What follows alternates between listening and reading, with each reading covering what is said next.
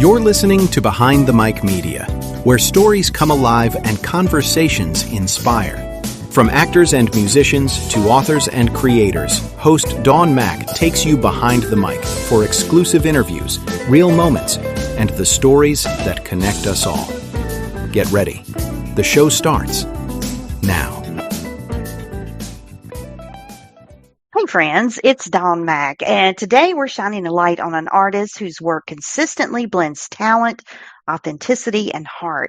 You first met Masey McLain through her unforgettable turn as Rachel Joy Scott in I'm Not Ashamed, a role that moved audiences around the world and opened doors for her to speak to the next generation about living with purpose.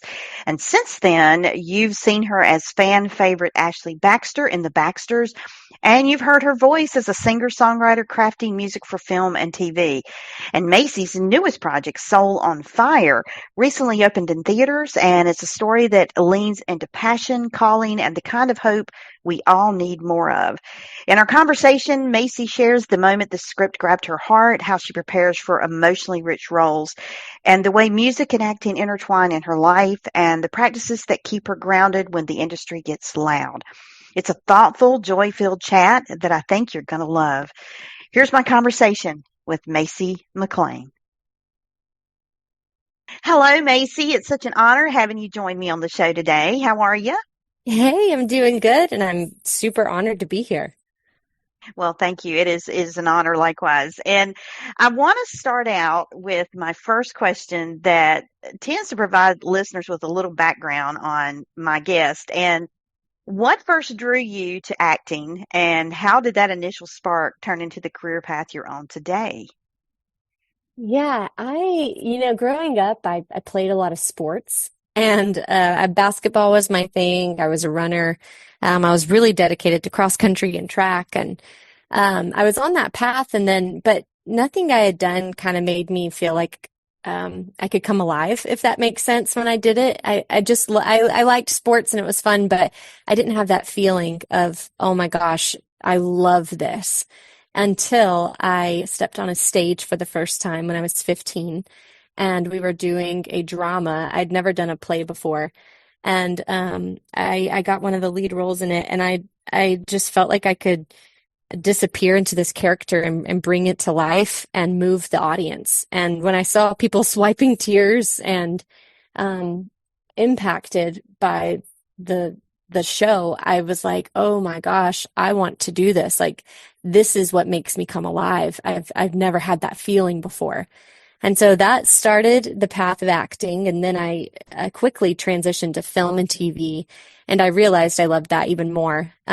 Stage, you have to perform to the person in the back of the room, and you have to be bigger, and it's less of an intimate performance. But film, you really just have to focus on telling the truth, and the camera is going to pick up on every ounce of that. And I loved that about film and TV, that it could just be something raw and honest and real. And that's really what I committed to. Well, I have to say that your fans, and you have a large fan base, they are thrilled that you decided to pursue acting instead of sports. It has paid off so well, indeed. And throughout your career, you have evolved as not only an actress, but as a speaker, a singer, and a songwriter. And one of the things that I have found fascinating was early on, you released your own album in 2018. And now it's become something even more where you write music for film and TV. And so how does writing a song for a story differ from writing one that comes purely from personal experience?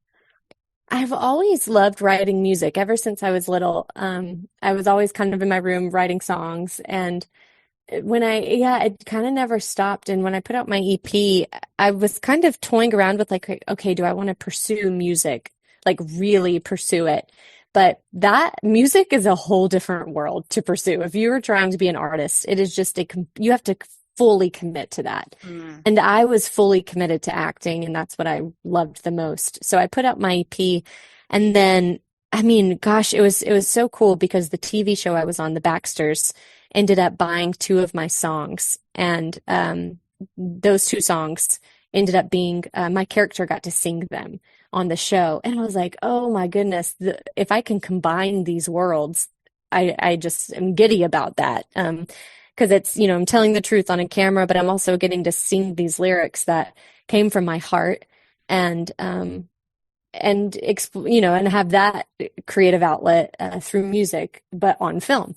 And so I kind of just started playing around with this idea of like combining those worlds. And then when I was on the set of Soul on Fire, I didn't intentionally set out to write a song. I'll be honest about that. I brought my guitar, but that's usually because I had some downtime and I love to play my guitar in my spare time.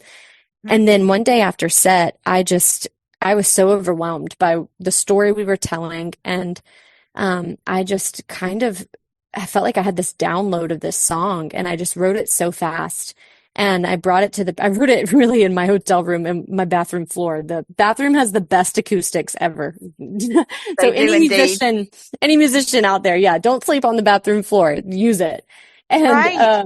yeah. And so I brought it to one of the producers and she just fell in love with the song. And another one of the producers is actually a really notable songwriter. And she was like, oh my goodness, Amy, team up with Masey and let's hone in some of these parts and let's do this on this part. And so Amy hopped on as a co-writer and we just had so much fun with it.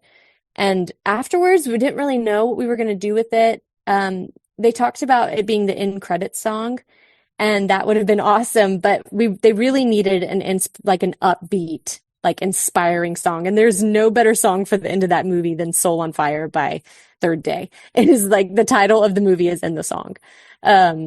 So I just had this song and I ended up just going to Nashville myself and getting with this incredible producer. His name is Nathan Knuckles, and he just took my vision and oh man, he just hit it out of the park. And I'm so passionate about this song. And I feel like it goes with the message of the film. And so I released it at the same time that the film releases, and I just hope it really speaks to people's hearts.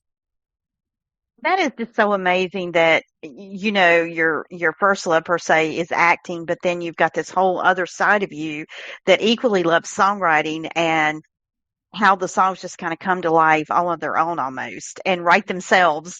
And Yeah. to be able to incorporate both things and bridge them together, it's like the best of both worlds almost. Yeah, it is. And yeah, and I think I'm kind of working on some things in the future where I'll get to continue to do that. And yeah, if I can continue to combine those worlds, it's really special to me and comes from I guess I don't want to sound like cliche, but it comes from deep places in my heart. And so yeah, And nothing resonates, I think, with people more than music does. It unifies, it speaks to that's people's right. hearts, and it stays with people long after the next song comes out. It's just one of those things that you can't explain almost. Mm. Well, your breakout role as Rachel Joy Scott in I'm Not Ashamed, it touched countless lives. And looking back now, how did that experience shape not only your career, but also the way you see your platform as an artist? Yeah, that role, oh man, that shaped so much for me. It was unbelievable to get to step into Rachel's shoes. And I actually got to sit with her journals every single night. And there was no experience like that I've ever had. This girl, she was so amazing. She was the first girl that was killed in the Columbine shooting. But the effect and the impact that she had on people's lives, just as a regular kid in Colorado, there was no platform. She had no social media. She just truly lived to make an impact. And gosh, her actions just became a chain reaction that affected every life that she touched. And that just made a ripple effect of more and more people around the country, around the world. I mean, her funeral was the most viewed funeral, more than Princess Diana at the time, which is wild. And countless people just got up and testified about the way she made an impact in their life. And gosh, that movie, I think every single person in the cast would say it had a drastic effect on us and made us want to live with purpose. No matter what we're doing or where acting takes us, where careers take us, where life leads, just taking every day to be present with the person in front of you. And I mean, truly be the hands and feet of Jesus to everyone that's in front of you. And that is what makes an impact. It's not, oh, one day I'm going to do this and this dream's going to come true and then I'll have this platform. It's like, no, we're given each day and each day's a gift. And out of all the people in the world, there are specific people that have been placed in your life for a reason. And yeah, it's something that Rachel did was that every person she came in contact with, she spoke life over. And, you know, there's a verse in Proverbs that says, in the tongue is the power of life and death. Mm-hmm. And so then with that, it's like speak life. And that's a theme that is also so heavy and soul on fire of the power of our words over people. So yeah, that was a big, defining moment in my career that kind of set the trajectory of what was to come. And it's an experience I'll never forget. Yeah, and even to this day, people still, no one's ever going to forget Columbine and Rachel Joy Scott and the impact that she's had, as you mentioned. And to this day, it still resonates. And I think it always will because of the greater message that came out of that tragedy. That's right. So, after that, it kind of propelled you into going around the country and speaking to young people about living with passion and purpose. And what's one moment from those travels that has stayed with you and continues to fuel what you do today? Oh, good question. Oh man, something that happened from that time in my life, a lot of people when that movie was about to come out just would constantly say to me like, oh my gosh, Macy, your acting career is going to take off and this is going to happen and this is going to lead to this. You're not going to stop working.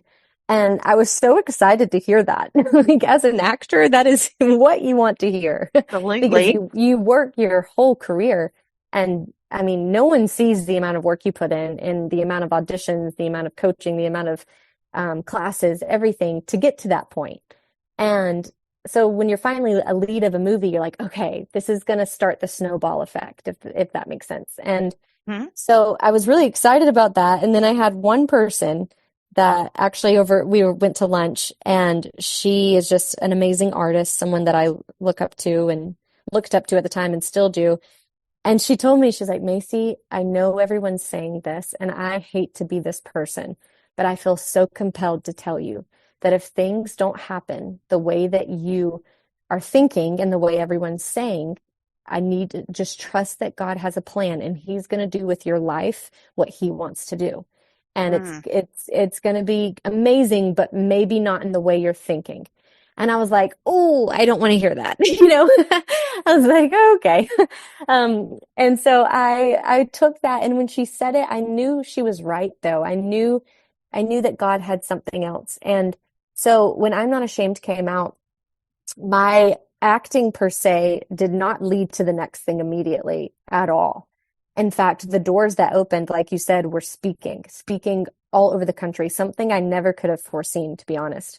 And after that movie came out, I've got calls from colleges and churches and ministries and youth events and all kinds of things to come and speak. And I had never done that before. And really, God just opened this whole other door of communicating to the next generation of how to live with purpose and what that actually means and breaking that down and encouraging them. And when I saw these, especially like high schoolers come up to me and say, like, this has been a defining moment in my life. Like God spoke to me through your message. God spoke to me through this film. I needed to hear that. That showed me this is what God had for me. This was the plan. Like, this is so much greater than me just getting another role. If I get to actually impact people, and especially the next generation, that is everything. And so, yeah, I ended up embracing it, and my next role didn't come for a while after that. But it was because God had a plan. Absolutely. And you raised such a great point, and that is, I think we're all guilty of, we've got it all mapped out in our minds of how it's supposed to happen, way it's going to happen. And then if you have people around you who are supporting you in what you believe in and dream of, and they're cheering you on and they're saying, oh yeah, And then all of a sudden, God just sends you on a left turn you didn't see coming. And you think at first, okay, wait a minute, this is not the plan. But then you find out it really is the plan. Yep. It's not even a detour. It's just part of the greater plan he has for us. And so I just love hearing people's stories and testimonies that, because everyone is, I think, can attest to that, is that we all have a perception of how we think our life is going to play out or the things we're going to accomplish or do. And then here comes God with, oh yeah, Yeah. well, hold on. It's Not just the plan, but it's really beautiful how it happens sometimes.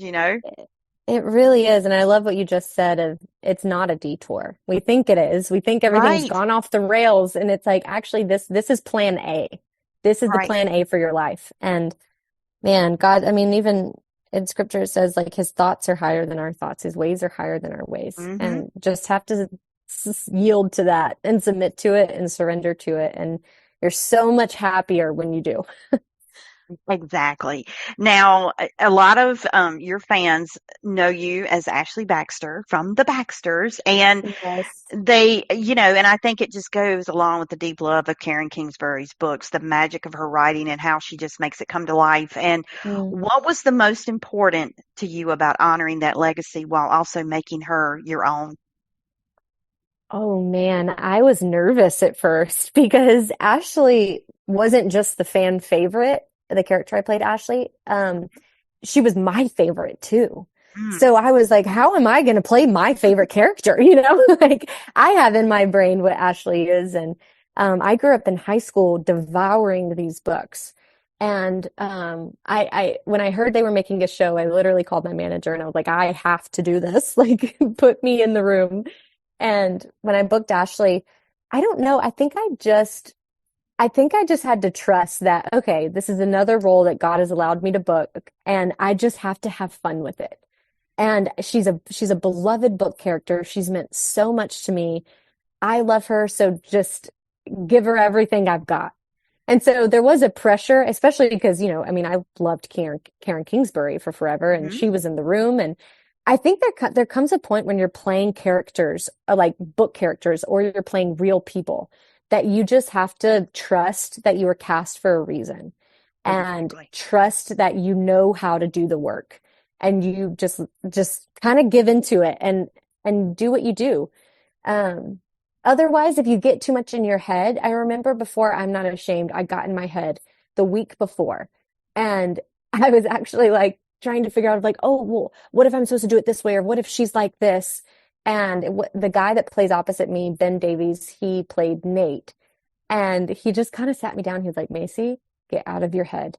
God has put you in this role. You have got to just relax and do what you know to do and do all your homework as an actor, do everything you're trained for, obviously, but at some point you just got to trust. And I did that. I finally just threw it all away and I was like, all right, I just got to trust. And I did that with Ashley, and gosh, I just had a blast playing that role.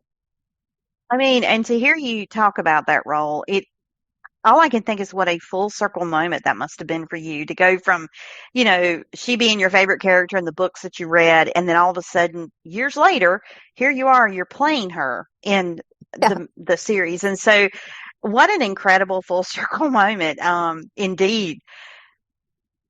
Yeah, it was wild. It was a pinch me moment when they called me and told me I got the role. And I still to this day, I'm like, how in the world? I'm like, God, you are so cool. Like, Indeed, it's he so is. crazy. Yeah. Now, I have to chat with you about your latest movie, Soul on Fire, and it just opened Yes. in theaters recently. So exciting. And so, first, what can you share about this movie without giving too much away? And second, when you first read the script, what about the story spoke to your soul and made you say, I have to be a part of this? Yeah. Without giving too much away, the story is about John O'Leary, who, when he was 8 years old, he basically set something on fire and it caused an explosion and he caught on fire completely from head to toe. And he had less than a 1% chance to live when it happened. Oh, wow. And yeah, the odds were absolutely impossible. And one of my favorite I'll say this, it's not going to give too much away, but one of my favorite lines in the film is when John is being wheeled back to the hospital room. They don't know if he's going to make it. The doctor's like, I hate to tell you this, but there's no way. It's less than 1% chance. And his mom runs up to him and he says, Mom, am I going to die? And she says, I don't know, honey. That's not my choice. Do you want to die? And it was such an odd moment because a mother does not usually say that. A mother No. usually says, hang on, buddy, you're going to make it, Mm-hmm. whatever. But she just says in that moment, she knew to put it in his court. She knew that he had to choose.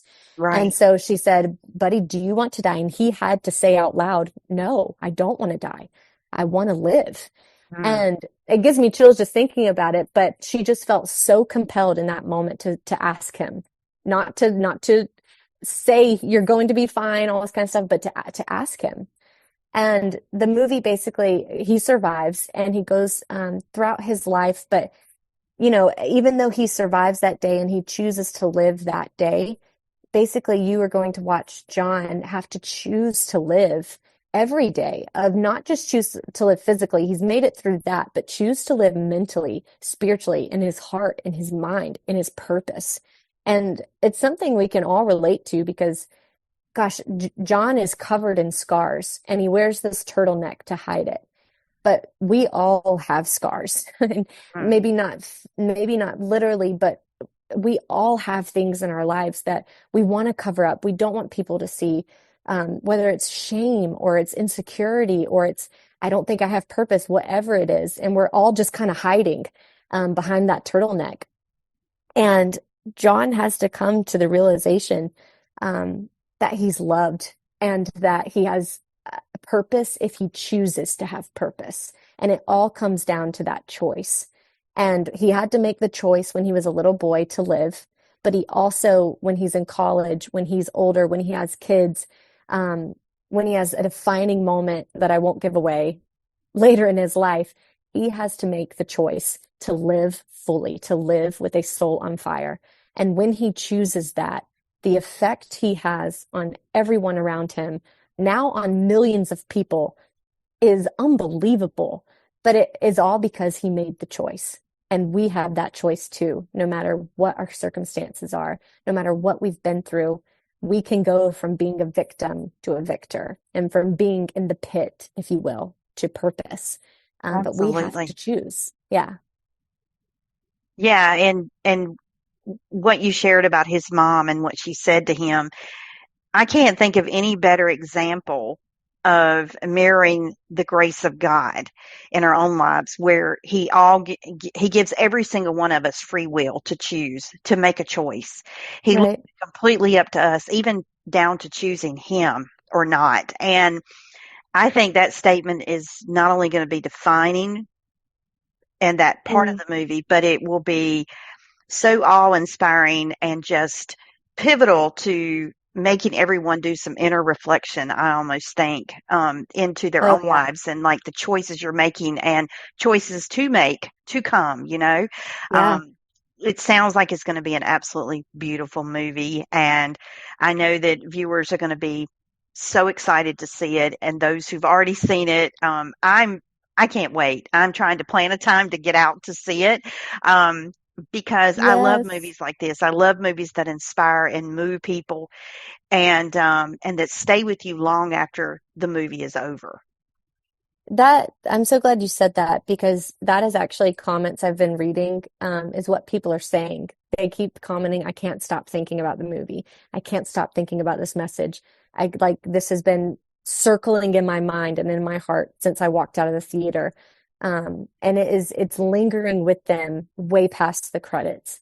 And that lingering is also causing them to make their own choices, like you just said, to do that internal reflection and to make a choice that'll change the rest of their lives. And that's the power of film. It's wild.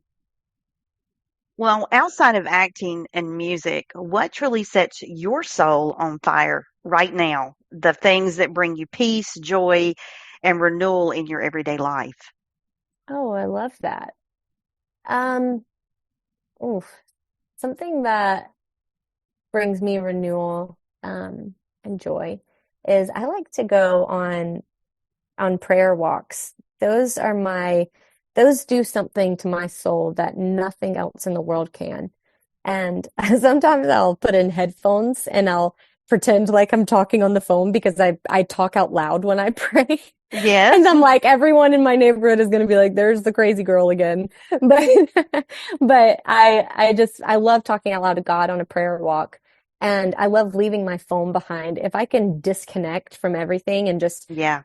breathe and just be with my creator and he's speaking. I've something God's just honed in on me so much lately is like he's speaking, but are you making the silences to hear him? Are you Mhm. creating those times that he can actually speak and you can actually hear? And so walks are that for me. Those definitely do something to my soul. And then also, me and my husband we're building a house right now. And we finished like our roof. And I don't want everyone to think this is dangerous. We have like a flat part of our roof and we've been like climbing up and just watching the stars at night and just having Oh. the best talks. And like tonight, I'm going to make dinner and we're going to bring it to the roof and like have it under the stars. Like, and we don't touch our phones. So it's like things like that where we can connect and just look at the stars and the conversations that happen. And it's just, yeah, that definitely fills my soul in a big way. Yeah, Yeah. I think oftentimes, and I can totally relate to that because I find when I go sit outside and I'm just looking at the beauty of God's earth, and right now, we're in the season of fall, so all the leaves here, I'm in North Oh, Carolina, so yes. all the leaves here are just changing. It is beautiful, Oof. and it's such a wonderful reminder of just how God is so good to us. He gives us flowers and all the greenery in the spring, and then we're ready for the colors in the fall, and it's just such a beautiful reminder of how awesome he is as a creator. And it helps to ground you to the Oh, things yeah. that truly matter. And it makes you want to put your phone down because there's nothing on social media or the internet that can compare. And No. you are reminded, like, once upon a time we didn't have a cell Yeah, phone we coming out of our ears, and we weren't looking at social 24/7. It was we that's were right. outside till dark, and just Hmm. playing and having a great time and enjoying the beauty of God's earth, even if we weren't acknowledging it, but we were in it and we knew it. And I love Yeah. that because it really does speak to the soul in ways like no Hmm. other. Mm, absolutely. Oh, I love that so much. I wish I was in North Carolina and see all this. Our trees are really beautiful too right now, but I know North Carolina is on another level. So that's Well, awesome. it's always mid to late October when it starts to change. And this year we're actually having fall weather where the temperatures are fall like, and Yes, we're not able to hot. start wearing some long sleeves and some socks and all the Yep. things. We have had falls where it was 90 degrees. So we are welcoming it with open Oof. arms. It's like, thank you, Lord. Listen, And, we, when you don't have it, because our weather can be so wonky, and you get yeah. it, you realize how much more you appreciate it because it is truly a blessing indeed. Um, Oh, yeah. We well, start out in 50 degrees here in the morning and then it's uh-huh. up to 80 by the end of the day. And I'm like, no. Well, honestly, some weeks in North Carolina or some days you can have all four seasons in one day and you're like, "Oh my goodness." It's so true. It's so It's like, true. well, we get to experience it all in its glory. That's Um, right.